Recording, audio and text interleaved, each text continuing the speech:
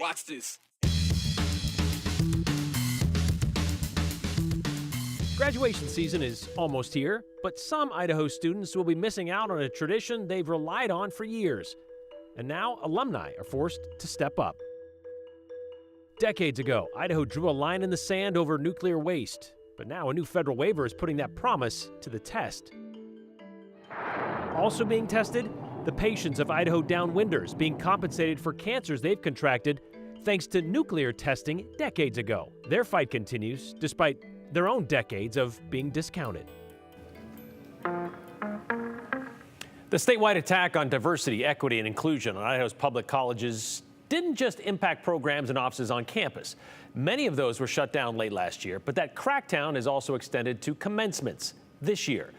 Because of those closures, there are no longer employees to help organize identity and cultural-based stoles. You know, those scarf-like accessories worn by graduates?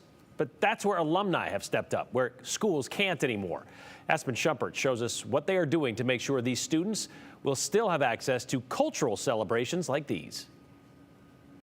I'm heartbroken because I think these celebrations are more than just another graduation for grads. For years, diversity, equity, and inclusion offices put on identity and cultural-based celebrations for students set to graduate on Idaho college campuses. It's a time where their parents and their families and their communities that they invite can see all of the things that they did. In response to state DEI cuts, those offices closed late last year, leaving no one at the universities to organize these celebrations. It's a great loss. Christina Vasquez, a 2014 University of Idaho graduate, attended such celebration that was also held in Spanish. My family speaks Spanish. I grew up Spanish is my first language. And so I wanted them to feel like welcomed in a place that for me was home. And so I wanted them to be able to feel what I felt when I was at U of I. And so it was really important to have that bilingual, bicultural experience. Vasquez and others with the Vandal Alumni for Equity and Justice group felt it was important to step up to still give these students, who were once part of the DEI units, a celebration. We have been also really lucky that the community in Moscow has really stepped up, and we've had different centers, churches, businesses that have said, you know, we can support you this way or another. Meanwhile, similar efforts are underway for Boise State students. It's been a really beautiful thing that's been showcased throughout this process. Esperanza Aguilera, who graduated with her master's degree in 2023, is now leading efforts to continue the celebratory tradition for Latinx students. She launched a GoFundMe and says within days, she nearly reached her fundraising goal. I was kind of numb and holding back tears at first, just seeing how quickly and how passionately people showed up. I think it's just very telling that celebrating each other is meaningful and uplifting each other is joyful, which is what we've been centering. And I think it's just a reminder to focus on what we can control, and we're able to control how we show up, what we contribute to. She says Latinx students will still be given an identity and cultural-based stole to take with them, where students will have the opportunity to walk across the stage and be courted by their support people. And then we'll have music, food, and just intentional time to connect and celebrate. Aguilera says she's grateful to all that have stepped up to help. The ability to celebrate and uplift one another is really impactful. There's also a student-led GoFundMe by a member of the Associated Students of BSU that was raising money specifically for identity and cultural-based stoles for all groups that were previously honored at BSU's identity and culture-based stole ceremonies. That GoFundMe has since stopped taking donations. Okay. It's unclear at this time if they raised the amount of funds they needed to get everyone their stoles or if it came down for different reasons. We're still trying to get answers on that. I do want to add some content about these celebrations, specifically at the University of Idaho. This was one celebration with all of the DEI units coming together for one celebration. Okay. Whereas Boise State, it was these individual units doing their own celebration. So Okay. a little different, but both similarly doing celebrations. Well, that makes me want to ask, because I know during these budget hearings over these last several years at the legislature, we heard people reading off, okay, what's this black commencement or this black graduation or this Latino graduation? Yeah. Explain that a little bit. Yeah, and I was intentional on using the word celebration, Right. not ceremony. These Right. groups say they're not graduation ceremonies, rather a time for these groups groups to come together at the end of their time at the college to celebrate with each other, with their family, have some dinner, get a cord. A little different than the typical commencement that happens for the entire school. Right, because their argument then was that it was exclusionary. It was separating the two or the groups and that kind of stuff. So obviously that's not the same thing. Yeah. All right, thank you very much, Aspen. Do those go on, by the way? Who do what go on? Are they still having those celebrations? I'm sorry. Okay, good question. They are still having celebrations. It's unclear how many. University of Idaho is doing one big celebration. Okay, but just BSU kind of getting individual. We're unclear if that means all. Latinx, yes, as of now. You did mention that. Thank you very much. Sorry. Okay, so Idaho's history with nuclear energy, that goes back more than 75 years to 1949 when the Idaho National Laboratory in Idaho Falls was built, or just outside Idaho Falls. They were there to explore how powerful and useful nuclear energy could be, which is pretty important during the Cold War. But INL took on another level of importance when it became a storage facility for other nuclear waste. Not just its own, but for other sites from across the country. Almost immediately came the concern for safety and health, like what does burying radioactive material do to the environment, to the staples of southern Idaho, like the Snake River Aquifer. The lawsuit soon filed by Idaho against the federal government. And then came the agreement that was supposed to settle all of it once and for all. In 1995, a cap was set on nuclear waste storage in Idaho and a timeline put in place to get rid of what was here. Then, this afternoon, it seems those regulations are about to be loosened, with the Trump administration agreeing to allow specific exemptions to that 1995 agreement. Joe Paris explains the history and what this new waiver might mean. In the early 90s, Idahoans mobilized to stop what they saw as a critical wrongdoing. The state of Idaho had become a storage facility, or some saw it a dumping ground for spent nuclear fuel from around the country. It created concerns about the impact on the environment and the people of Idaho. In the dark of night, some even gathered, pointing out trains packed with nuclear waste headed to the Idaho National Lab for treatment and storage. The people of the Gem State, some of them calling foul. It led to the creation of their Stop the Shipments campaign. A successful one, too. They had allies all the way to the top.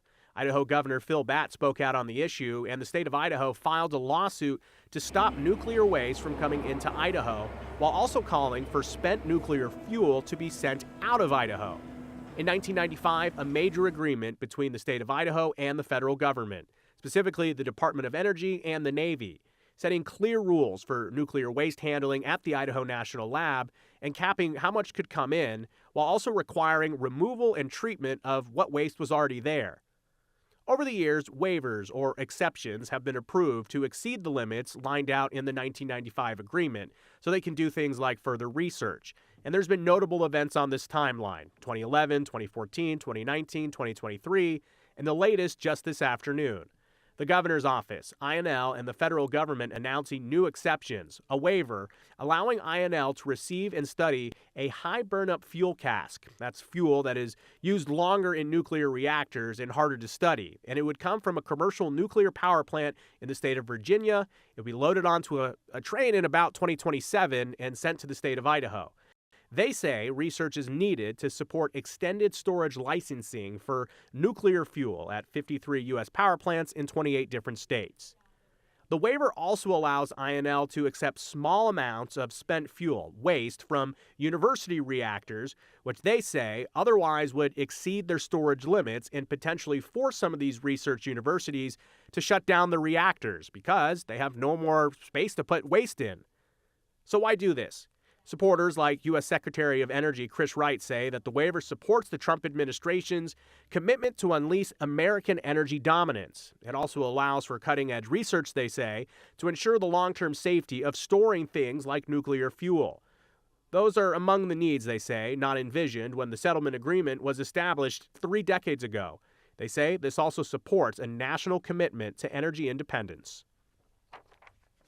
So reading through the waiver a short time ago, you can definitely confirm that the plan is in 2027 that there will be 15 metric tons of that spent nuclear fuel. It'll come from the North Anna Nuclear Power Station in Virginia. It'll come to INL on a train. And then in 2026 through 2029, we mentioned universities. We're expecting to get small quantities of this Department of Energy-owned fuel from Penn State, NC State, Texas A&M, and UC Davis. And then 2028 to 2032, there'll be some additional small shipments from Kansas State, University of Texas, University of Utah, and Washington State. And all this would conclude by the end end of 2032. And Brian, in the original 1995 agreement, 2032 was kind of that big date of, okay, this is when all the work needs to be done. This is when things need to be shipped out. And this is not the first waiver, as we highlighted. We are going to dive in, though, tomorrow here on the 208 with INL and those that may be concerned about this to really talk about the full picture. Okay, because I know that Congressman Mike Simpson put something out today to say he's in favor of this. I'm sure there's those on the other side that are not. Yeah, and for example, you know, there was the campaign that we saw where people were in the 90s on train tracks. At one point, we know that the governor even got involved, Cecil Andrus, putting a state police car on the tracks to prevent a train coming in. So it's an interesting perspective. We know that there's a lot more research and a lot more information about nuclear fuel and waste at this point in time than there was in 95. Right. You can see both lenses. All right, we'll tune into that tomorrow. Thanks, Joe. Well, INL was Idaho's first connection to nuclear. It certainly wasn't the last. In addition to dangers of storing nuclear waste, there was also the unknown and unseen dangers of our nuclear weapons testing. Beginning in 1951 and continuing through the early 1990s, the U.S. government conducted roughly 1,000 nuclear tests at a site in Nevada, about 65 miles north of Las Vegas. What they failed to realize, or maybe just didn't care to, was the radioactive fallout from those above-ground tests and how it spread across the western and, well, the rest of the United States.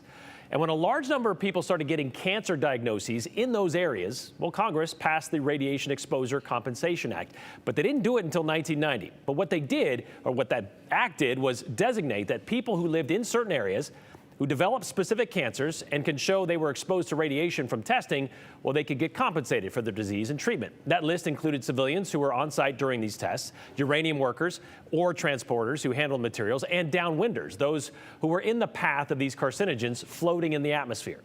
Those areas were limited in the 1990 Act to people living in just 21 counties in Nevada, Arizona, and Utah, and only from 1951 through 1958, and a month of July 1962.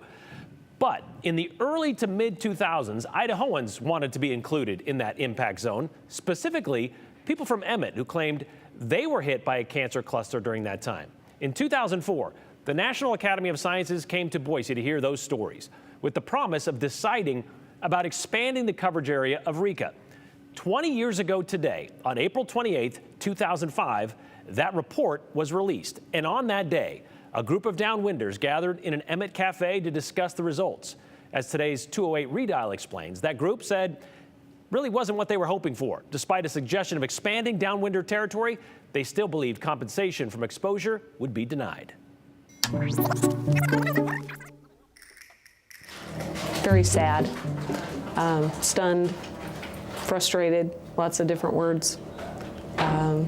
Lots of different emotions. Longtime Emmett resident Tona Henderson says a large number of people in her family have cancer because of nuclear testing, but have never received government money as compensation. 387 pages. At an impromptu meeting at a bakery in Emmett, people who call themselves downwinders gathered to get details of the report. To find the results out on this, the national sciences, what they decided.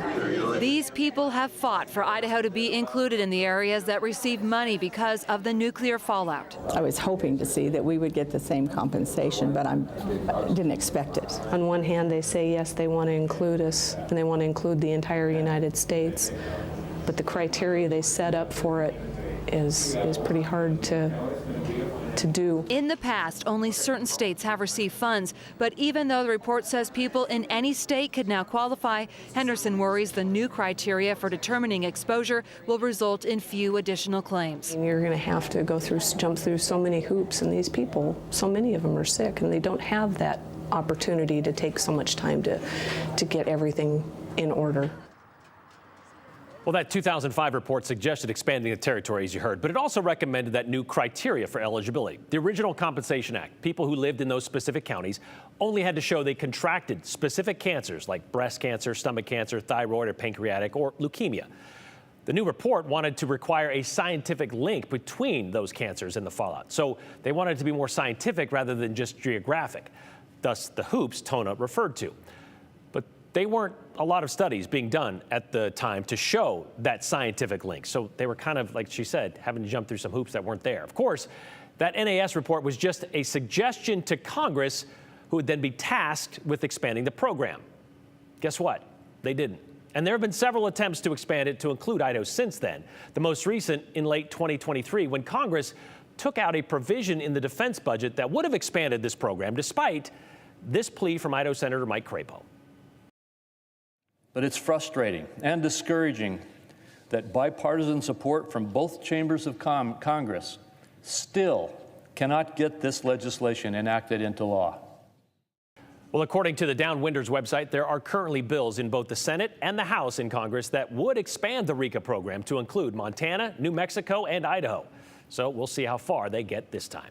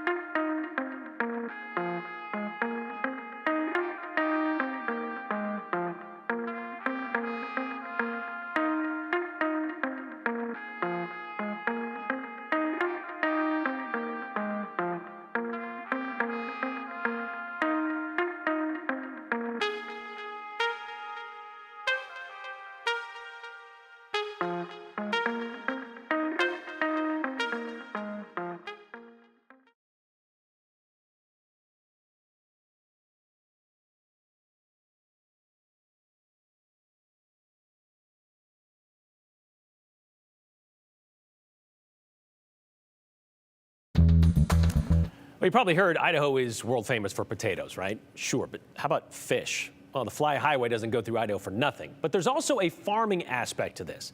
Idaho is #1 in the nation for rainbow trout production, #2 for sturgeon and caviar, #4 in warm water tilapia production, and #5 in overall aquaculture product value. And as Hunter Funk explains, these fish farmers are putting Idaho on the map thanks to, I guess, location and a research that goes into it, right? Yes, it's a mix of things. I'm going to start with the first one. Okay. Location, location, location. They say Right. it all the time in real estate, and that's the case for many of our fish hatcheries in the western part of the Magic Valley. That's because of the natural springs feeding into those fish hatcheries. At many fisheries, including the Hagerman Fish Culture Experiment Station, they have fish raceways where the water flows in at the head boxes and then it flows, passing out through the raceways and goes back out to stream. One nice thing is the aquaculture producers are actually a non-consumptive water user. So while we do take advantage of these valuable water resources, they're simply kind of passing through the farm, being able to raise up our fish, and then that same amount of water is available to downstream users for continual use. What's also keeping Idaho swimming at the front of the pack when it comes to fish is their research. Currently, USDA and University of Idaho researchers have been able to change what they feed rainbow trout. Diets are the #1 input cost for farm producers of aquaculture. So by being able to use those cheaper plant-based ingredients while still creating a very, adapted diet that's going to meet all of the needs of the fish, we're able to greatly reduce the input costs to those farmers and allow them to produce still a very nutritious and wholesome protein source for its human consumers, but at a reduced input cost, allowing the farmers to have just a little bit more profit margin, hopefully. Now, it's taken 20 years to get to this point, and coming up on the news at 6, we're going to explain what they're feeding these fish and how they got to this point. But Brian, I can tell you the main goal is kind of keeping the same nutritional value, if not better, so people still get those omega-3 fatty acids when they eat the fish. Right. You said for 20 years they've been working on this, but for years we've heard the concern over farm-grazed fish and mercury levels they get from that. Yeah, they're saying that they can control this. They Really? said that through the farm raising, they know exactly what's going into it. So far, it's seeing a lot of success. All right. All right, we'll look forward to that report. Thanks, Hunter.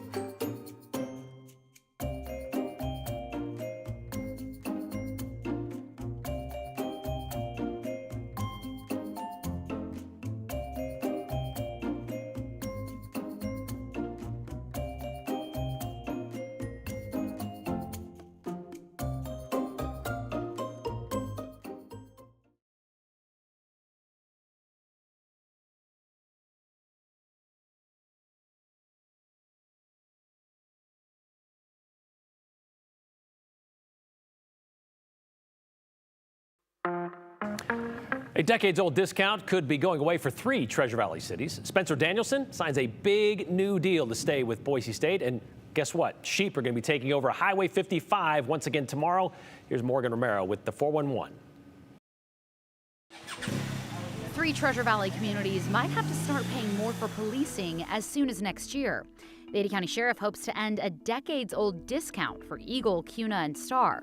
They contract with the agency for law enforcement services. Sheriff Matt Clifford has wanted to get rid of the credit since he took office in 2020.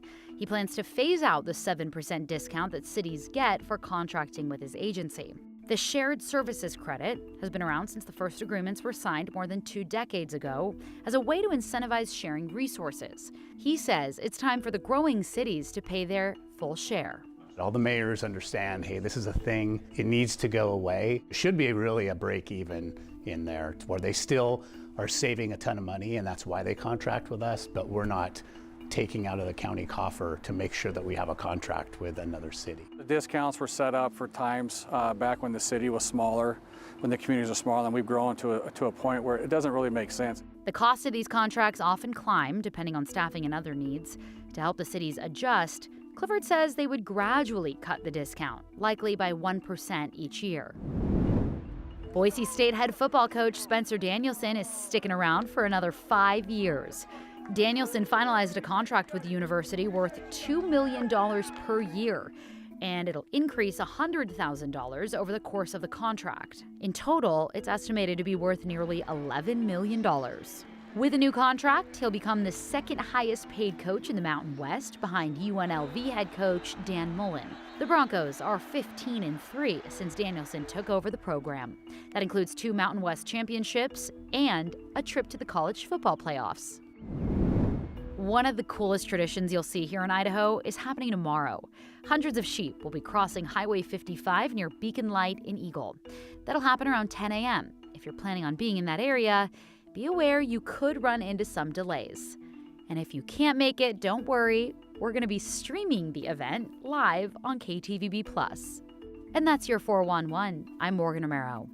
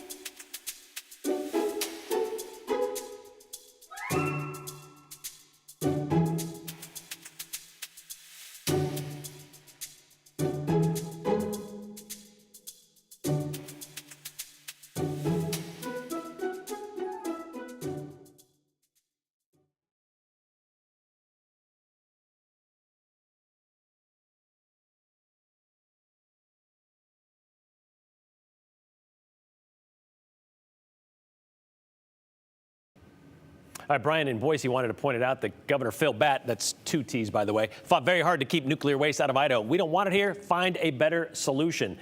Meanwhile, Bob, excuse me, why is our governor letting the president change the deal that was made 20 years ago about nuclear stuff coming to Idaho? He needs to do something for Idaho citizens. Joe did reach out to the governor's office, have yet to hear back. But as I mentioned, Mike Simpson's in favor of this. So we'll see with diving into it a little bit more tomorrow. So tune in to find out what we can find out. I'll have it for you tomorrow. We'll see you then. Continue with us and watch free now on the KTVB Plus app everywhere you stream.